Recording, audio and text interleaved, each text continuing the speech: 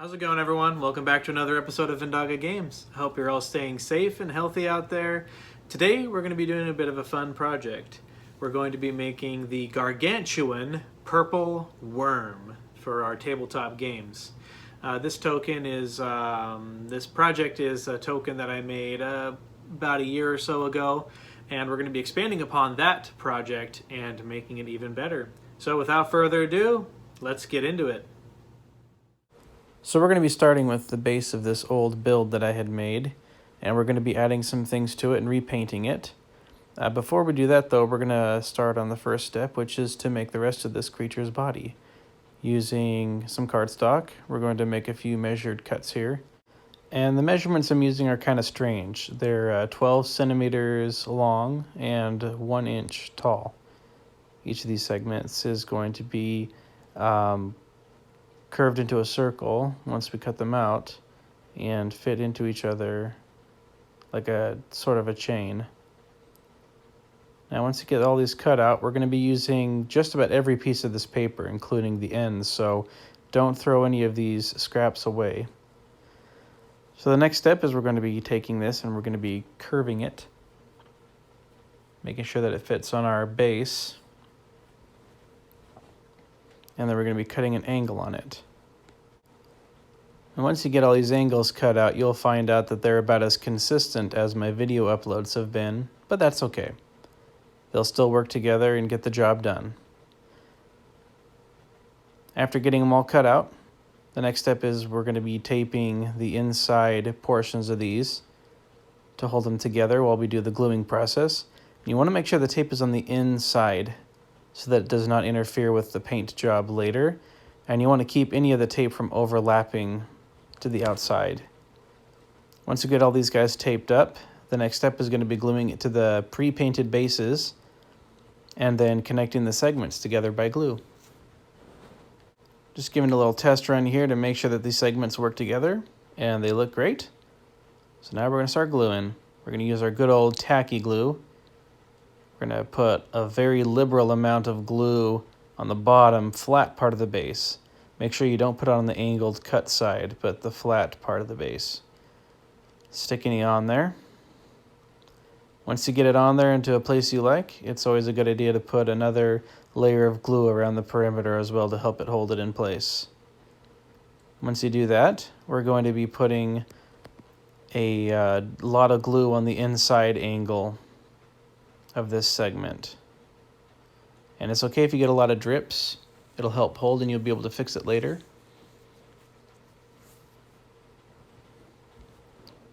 So you're going to be putting the flat part of the segment and nestling it into the angled cut of each of these parts. And once again, we're repeating the process with the glue, sticking another segment in. Now we're going to jump over to the other side and start with the other end of this part of the body. So this time we're going to be putting glue on the angled portion, not the flat side. This way we can continue the pattern that we were starting with. So this time we're going to be gluing the opposite that we were doing before.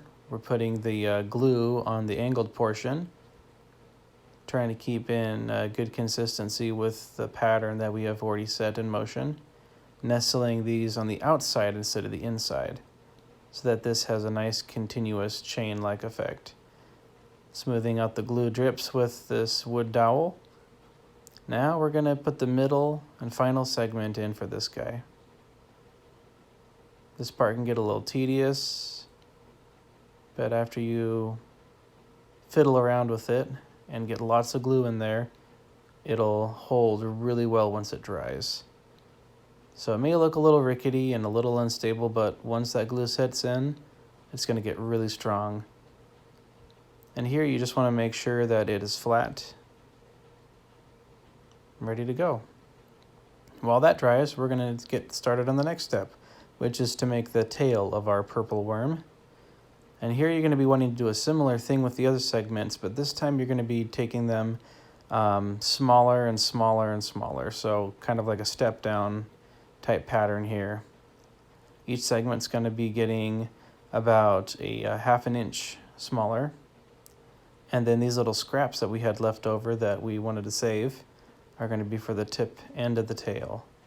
Here we're making a little stinger on the end, little pointed and curved segment. And now we're going to do the same thing we did with the other segments by curving these and cutting an angle on them. Don't worry about consistency as much.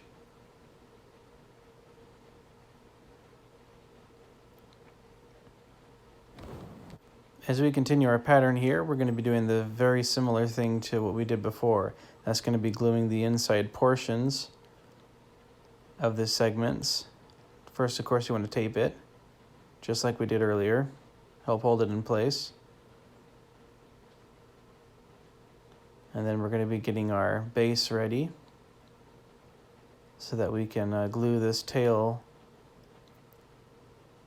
and get this part of the project finished up.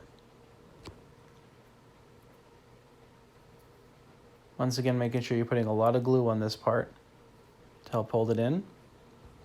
And you can see our repeated step-down style, each segment getting smaller and smaller as you go along. Putting in a little bit of glue on the top where these segments nestle in will help it hold it stronger. With these pieces getting smaller and smaller, they tend to want to slip inside the other, so adding a lot more glue to this part of the process can give it that strength it needs to keep from getting lost inside the rest of the segmented body. We're going to put a little glue on the stinger portion, and we're going to put that into the tail end. Add a couple little details to it as well. Clean up a little bit of the globs that are left over. Adding some little detail to the bottom. And now this guy is ready to set off to the side and dry. And it might take a little while, so try not to remember that you're bored out of your mind and going crazy while in self-quarantine. Instead, know that eventually this will dry, it'll be very strong, and these pieces are ready for the next step. So, we're going to be getting another piece here, and we're going to be making some spines to add along to this guy. We're going to be probably needing to make quite a few of these. So first I'm going to be making an original. I'm going to cut this guy out. Once we get it all figured out, I'm going to bend it, and we're going to make sure that it is consistent and symmetrical, trimming it up a little bit. Giving it a couple of these cut out. I cut about 15 of these out. And these are going to be glued and added onto the segments. So just like what we did previously, we're going to bend these and we're going to curve them as well so that we can attach them really easy to each segment of our purple worm. Once you have them all done, they're ready to go on. You're just going to need a lot of glue. And we're only going to put one on the end of the tail here, since most of the tail already has kind of a pointed ends anyway. But here we're going to be making sure that we consistently place these on the upper parts of the segments, and be careful to follow along with the pattern that we're setting. So there you want it to kind of curve over and add like a little spine effect, making sure you get all those ends in the glue so that they hold together really strong. And with what's left, we're going to take our purple worm head and we're going to add some spines to this guy.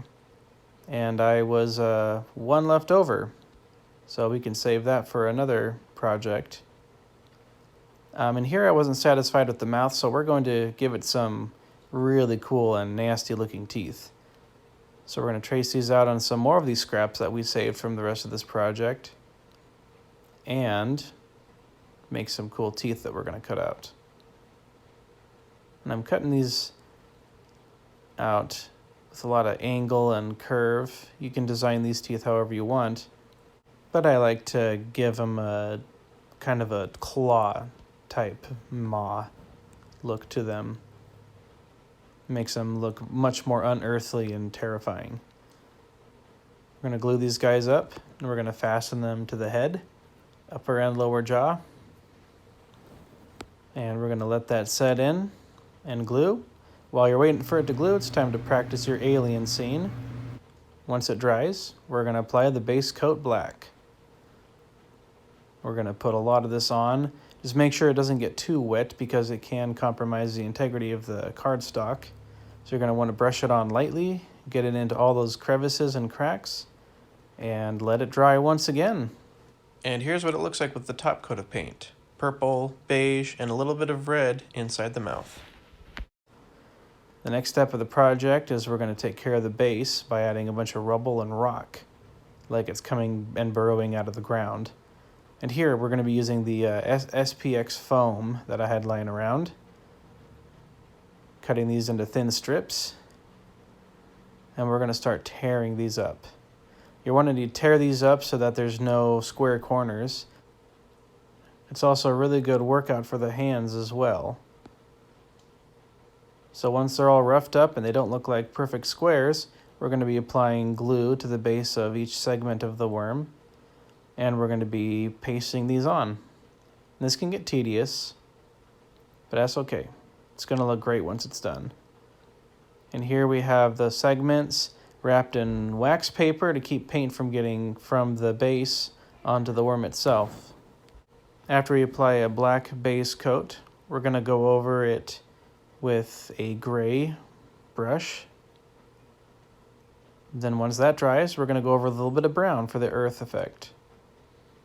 And here's the finished project. All painted up, and it's ready to go on the battlefield to terrify your adventurers.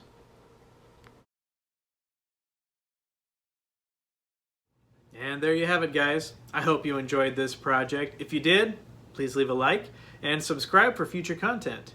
If you'd like to leave any comments about future builds, or if you have any questions, feel free to do so. And that's all for today. I'm signing out, but until we meet again,